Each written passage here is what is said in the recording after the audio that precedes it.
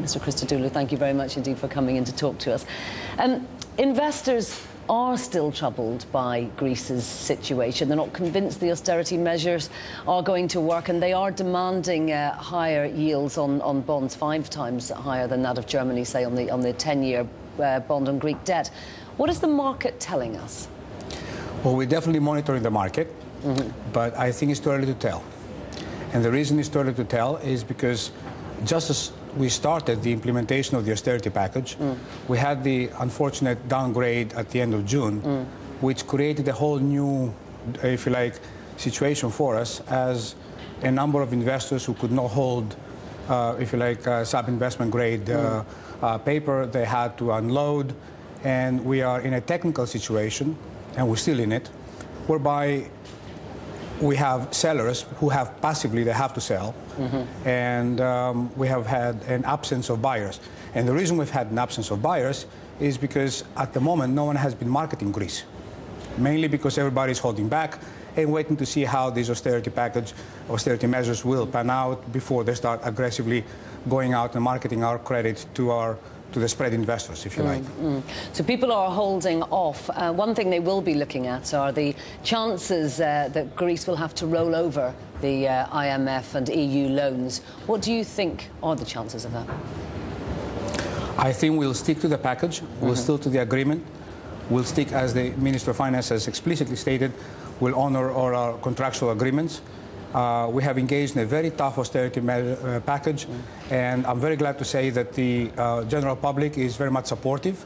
There's a general, if you like, air of acceptance of the measures that have been implemented and the ones that will be implemented. And I think that eventually at the end we'll come out winners. The investors are justified to sit it out and wait, and I think that we have to prove ourselves. Do you think restructuring is a likely scenario at some point? I don't. And no one is even contemplating this or even thinking about that. Now, the IMF is forecasting that Greece's debt would top out at about 149% of GDP. That's in 2013. How accurate do you think that prediction is? Obviously, you appreciate that these numbers are about to be adjusted.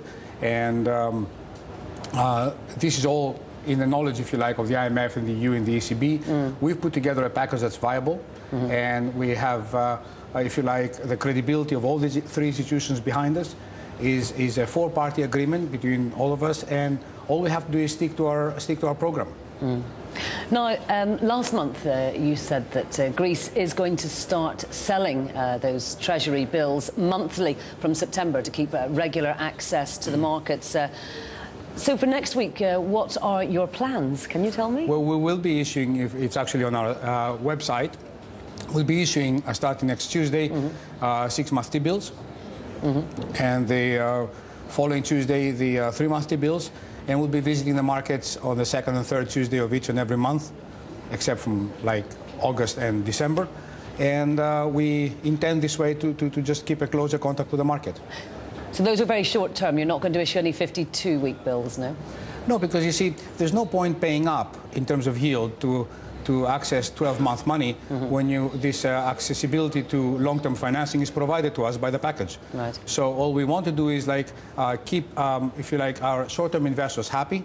We have honored their investment so far, and we will continue to do that. And slowly and steadily, we'll start extending, if you like, the maturity of the paper. We'll be selling to investors. Ah, okay. And how much are you planning to sell? That's the key question. That's obviously, people know that the numbers, the refinancing for the last quarter, which was in the MOU, which was roughly in the region of 4 to 4.5 billion. For the last quarter. Imagine this spread out over 3-4 months. So do you see this regular access to the market as a way of maintaining credibility with investors? That's exactly the case. Keeping contact with the market, we felt it was not productive to be absent from the market for 2 or 3 months and then all of a sudden come with 3 or 4 billion paper. I think it's better to just split this in small amounts and continue this continuous access to the market. Now, on Greece's return to the markets, will you be likely to have to resort to sort of syndication to raise funds? Is that your thoughts? We have traditionally used syndications as well as auctions. And usually for new issues, we tend to start with a syndication, and for any sort of increases, we tend to do auctions. once we come back to the markets, I presume that we will start this way as well. And at what point would you think that you'd be doing regular bond auctions? Well, you're asking me to look into 2011. And, I am indeed, I yes. prefer to walk before we run. Oh, okay. Now, you've seen what's happened with Norway today. That's been a leading story here on Bloomberg. What are your comments on that? Well, I'm always very happy to receive positive signals from the market. I think that I mentioned to you that the excess spreads we are seeing these days is mainly because there is some overhang of supply and there is a lack of buyers because no one has been looking actively to buy Greece. So whoever is buying Greece at these levels is definitely picking a very good deal. Now, banks worldwide have actually increased their total exposure to Greek debt in the first quarter. I think it's been up 7.1% to about $297 billion. Do you expect this to keep going in this direction, or is this just an overhang, a slight correction? Ever since the package was put together, we've seen smart money coming in and buying. And smart money has taken advantage of the fact that there's been this technical supply of these loose bonds that have been offered to the market from people who had to sell because of the sub-investment grade status of Greece.